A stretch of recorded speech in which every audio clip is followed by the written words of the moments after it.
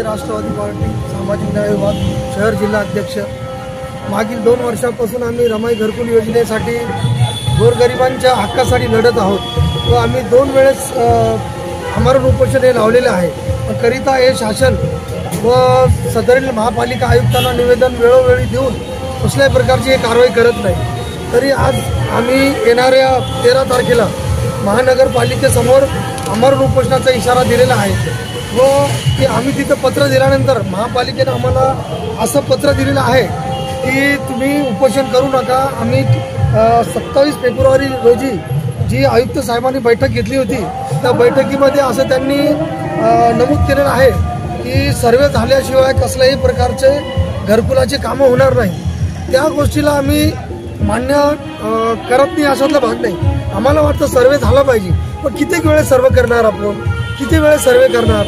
4-4, 5-5 वेळेस सर्वे करताय, गोरगरिबाला डावलताय।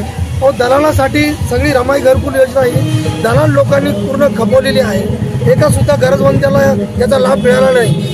100 पैकी 90% ही योजना फक्त दलालाला गेलेली आहे। आमची ही मागणी आहे या दलालाची चौकशी झाली पाहिजे।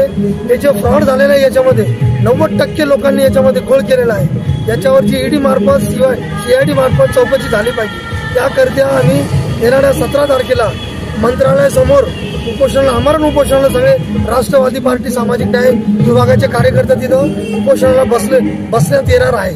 करिता आज रोजी आम्हाला जे महापालिका उपायुक्ताचं पत्र भेटलेलं आहे याच्यामध्ये जे काही आम्ही मुद्दे दिले होते त्यांना की तुम्ही या लोकांना न्याय मिळवून द्या। ज्या लोकांनी याच्यामध्ये फ्रॉड केलेला आहे या लोकांवरती तुम्ही ईडी मार्फत चौकशी करा, या लोकांना अटक करा व ही योजना जी आहे ही योजना निपक्षपाती गोरगरिबाला याचा हक्क भेटला पाहिजे याकरिता आम्ही दिली होती। परंतु असं काही घडलेलं दिसत नाही। आज रोजी त्यांनी फक्त एका मुद्द्यावर आम्हाला आश्वस्त केलं की आम्ही 27 तारखेला मीटिंग घेतली आणि असं सांगितलं की सर्वे होणार आहे।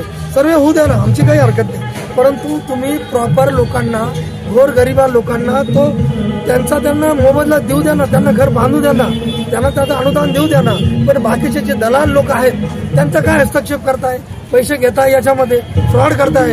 100 पैकी 90% पैकी फ्रॉड चालू आहे। करिता आम्ही येणाऱ्या 17 तारखेला मुंबईला मंत्रालयासमोर उपोषण करत आहोत व शासनाला काय जबाब द्यायचा आम्ही सगळ्या पक्षाचे कार्यकर्ते आम्ही येणाऱ्या 13 तारखेला तिथं जे उपोषण टाकणार आहे त्याच्या माध्यमातून आम्ही माननीय आयुक्त साहेबांना आज रोजी भेटत आहोत।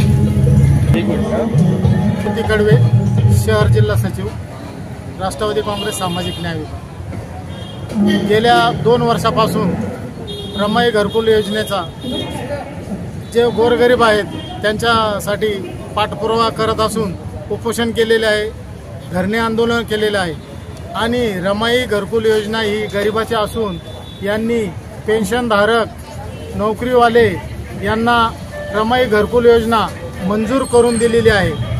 100% घरांच्या बांधकामामध्ये फक्त 5% लोकांचे घर बांधकाम झालेले आहे आणि 95% लोकांना पेमेंट वाटप झालेलं आहे।